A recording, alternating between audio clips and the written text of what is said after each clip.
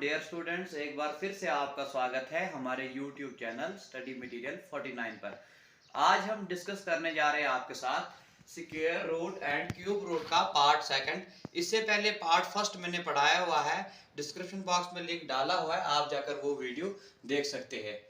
तो स्टार्ट करते हैं आज का पहला क्वेश्चन। पहले क्वेश्चन में क्या बोलता है, ये देखिए क्या लिखता है, under root 28 multiply under root 24 upon में under root 42 multiply under root 8। इन ऑप्शन में से क्या कौन सा एक ऑप्शन इसका आंसर आएगा। देखो पहले आप रफली निकाल दो 28 का स्क्वायर रूट। तो कैसे करोगे, अगर आप 14 को 2 से मल्टीप्लाई करते हो तो 28 आता है। 2 से अगर आप 7 को मल्टीप्लाई करते हो तो 14 आता है। 7 को 1 से करते हो तो 7 आता है। देखिए इन दो का पेयर बन गया, जिन दो का पेयर बनना उसको एक ही बार लिखना हमने। उसके बाद किसका पेयर नहीं बना, 7 का नहीं बना, उसको हमने अंडर रूट में डाल देना है।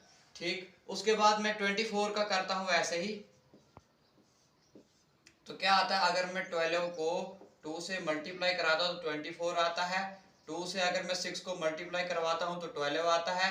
2 से अगर मैं 3 को करवाता हूं तो 6 आता है, और 3 को 1 से करवाता हूं तो 3 आता है। अब किस किस का पेयर बना, 2 और 2 का पेयर बना, तो मल्टीप्लाई डाल के वो एक ही बार लिखना है। और जिन दो का पेयर नहीं बना, एक इस 2 का नहीं बना, एक इस 3 का नहीं बना, इन दोनों को हमने अंडर रूट में लिख देना।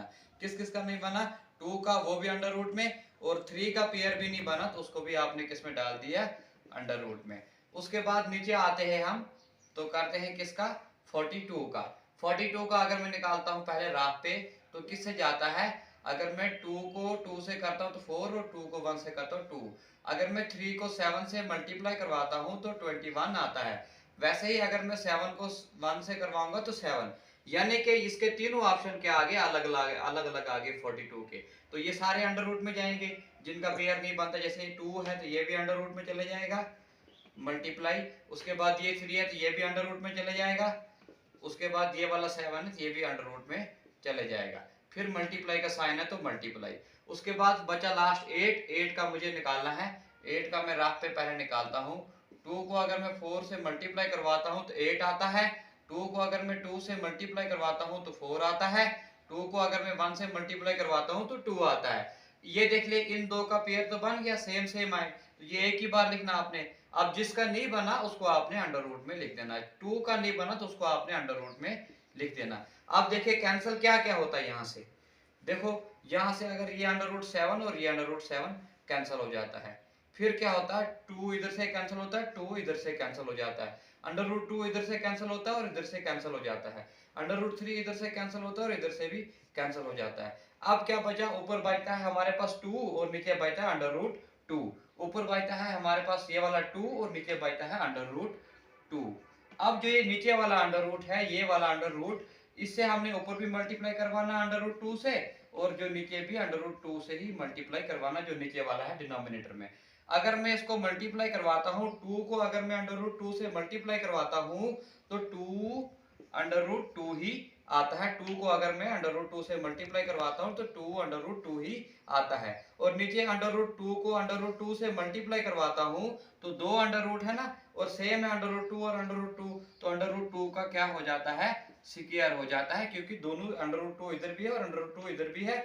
जब मैं दोनों अंडर रूट 2 को मल्टीप्लाई करवाता हूँ तो अंडर रूट 2 का क्या आ जाता है, स्क्वायर आता है। उसके बाद क्या होता है, ये जो अंडर रूट है और स्क्वायर है ये हो जाता है कैंसिल। ऊपर क्या बचता है हमारे पास, सिर्फ बचता है 2 अंडर रूट 2, और नीचे क्या बचता है 2। अब देखो ये 2 और ये 2 क्या हो जाता है, कैंसिल, और बचता क्या है हमारे पास, सिर्फ अंडर रूट 2। अंडर रूट 2 इसका क्या आ जाना था, आंसर आ जाना था। सेकंड क्वेश्चन में क्या बोलता है, अब इसने बोला अंडर रूट 72 किसके बराबर होता है। अब मैं 72 को वैसे निकालता पहले रात से, तो किस टेबल से जाएगा, अगर मैं 36 को 2 से मल्टीप्लाई करवाता तो 72 आता है। अगर मैं 18 को 2 से मल्टीप्लाई करवाता हूँ 36 आता है। 9 को मैं 2 से मल्टीप्लाई करवाता हूँ तो 18 आता है। अगर मैं 3 को 3 से मल्टीप्लाई करवाता हूँ तो 9 आता है। 3 को अगर मैं 1 से मल्टीप्लाई करवाऊँ तो 3 आता है। उसके बाद मैंने बोला था जिनका पेयर बनता है वो ऐसे लिखना, जैसे 2 और 2 का पेयर बना वो लिख दिया आपने। फिर किस किस का पेयर बनता है, 3 और 3 का पेयर भी बना, वो भी मल्टीप्लाई में लिख दिया आपने। उसके बाद एक 2 का पेयर नहीं बना इसलिए वो किस में चला जाएगा, अंडर रूट में। इस 2 का पेयर नहीं बना तो इसको मैंने किस में लिख देना है, अंडर रूट 2 में। ठीक, जैसे 2 और 2 का पेयर बन गया वो मैंने लिख दिया। फिर 3 और 3 का पेयर भी बना, सेम थे 2 तो मैंने लिख दिया। उसके बाद 2 का नहीं बना था तो उसको मैंने अंडर रूट में लिख दिया। उसके बाद 2 को अगर मैं 3 से मल्टीप्लाई करवाता हूं तो 6 आता है, और अंडर रूट 2 का अंडर रूट 2, यानी कि 6 अंडर रूट 2 इसका आंसर आ जाना था। थर्ड क्वेश्चन में क्या बोलता है, बोलता है स्क्वायर रूट ऑफ 25। 25 एक ऐसा ऑप्शन है जिसको हम 2 बार मल्टीप्लाई करवाएंगे तो 25 आता है। देख ले, अगर आप 5 को 2 टाइम मल्टीप्लाई करवाते हो तो 5 को 5 से करोगे तो 25, यानी कि 25 का स्क्वायर रूट क्या आना था, 5। कि आप 5 को 2 टाइम मल्टीप्लाई करवाते हो तो 25 आता है। क्वेश्चन नंबर 4 में क्या बोलता है, क्वेश्चन नंबर 4 में बोलता है अंडर रूट 1694, नीचे लिखता है क्वेश्चन मार्क्स का साइन और लिखता है प्लस 14 और इज इक्वल टू 25। मैं क्या करता हूँ, सॉल्यूशन निकालता हूँ मैं इसका। मैं क्या करता हूँ, अंडर रूट 1694 ऐसे लिखता हूँ। यहाँ पे जो क्वेश्चन मार्क का साइन है, यहाँ पे कोई भी वैल्यू मान सकता हूँ मैं, ए भी मान सकता हूँ, B B, X B, Y B, Z B. मैंने मान लिया क्वेश्चन मार्क्स की जगह मुझे एक्स की वैल्यू निकालनी है। क्वेश्चन मार्क्स की जगह मैंने क्या मान दिया, एक्स, और 1694 मैंने ऐसे लिखा अंडर रूट में। उसके बाद डायरेक्ट मैं इज इक्वल टू लिख लेता हूँ, 25 लिख लेता हूँ। अब ये वाला 14 क्या था, प्लस का था, ये वाला 14 इस साइड जाके किसका हो जाएगा, माइनस का। उसके बाद फिर क्या करता हूं मैं, 1694 और अपान में क्या करता हूं, x का लिखता हूं मैं, x और इज इक्वल टू को इज इक्वल टू। अगर मैं 25 में से 14 निकालता हूं तो कितना बचता है, 11। उसके बाद मुझे इस स्क्वायर रूट को क्या करना है, जो ये स्क्वायर रूट का साइन है ऐसे, इसको मुझे क्या करना है, कैंसिल करना। तो मुझे क्या करना पड़ेगा, दोनों साइड स्क्वायरिंग। तो मैं क्या करता हूं, स्क्वायरिंग, मैं लिखता हूं स्क्वायरिंग बोथ साइड, बोथ का मतलब होता है दोनों, बोथ साइड वी गेट, यानी कि मुझे इस साइड भी स्क्वायरिंग करनी पड़ेगी और इस साइड भी स्क्वायरिंग करनी पड़ेगी। इस साइड क्या है, अंडर रूट 1694 अपान में एक्स। स्क्वायरिंग का मतलब क्या था, जिनकी पावर 2 हो। वैसे ही मुझे इधर 11 था, इसकी भी स्क्वायरिंग कर दी, यानी कि इसकी पावर भी 2। देखो अगर मैं स्क्वायरिंग करता हूँ, रूट और स्क्वायर क्या हो जाता है, कैंसिल हो जाता है। तो उधर कितना बचा, सिर्फ 1694, ऊपर क्या बच गया, सिर्फ 1694, 1694 बचा, और नीचे क्या बचा है, x।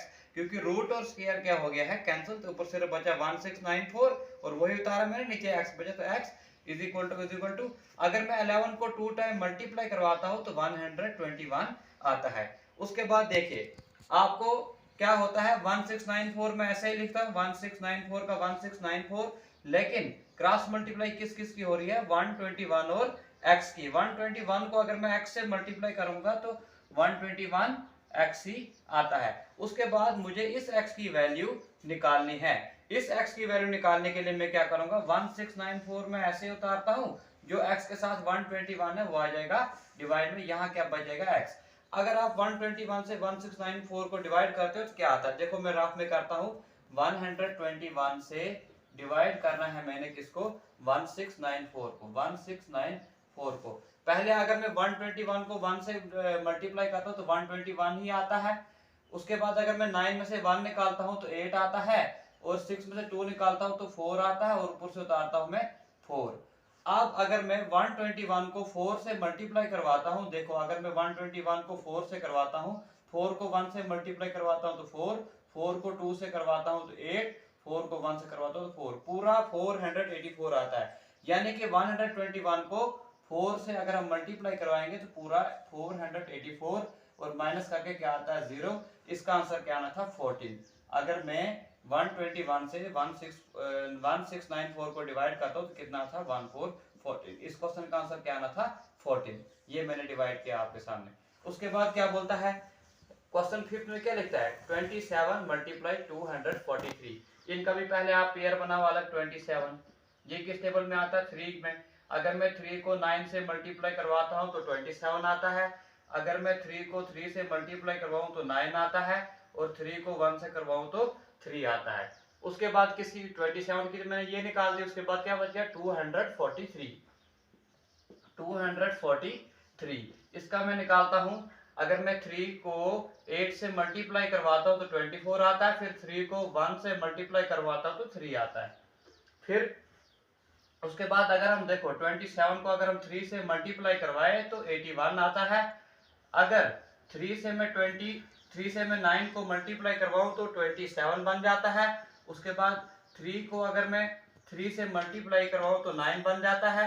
उसके बाद लास्ट क्या बचता है 3 को अगर मैं 1 से मल्टीप्लाई करवाऊं तो 3 आता है। उसके बाद मैंने 27 का निकाला, देखो मैंने 27 का निकाला क्या आया, 3 कितने टाइम पे आया, 3 टाइम, मतलब 27 का अगर मैंने निकाला तो क्या आया था 3 कितने टाइम पे आया था 1 2 और 3 टाइम पे आया था, तो मैंने पावर 3 लिख दिया। आगे मल्टीप्लाई साइन था तो मैंने मल्टीप्लाई लिख दिया।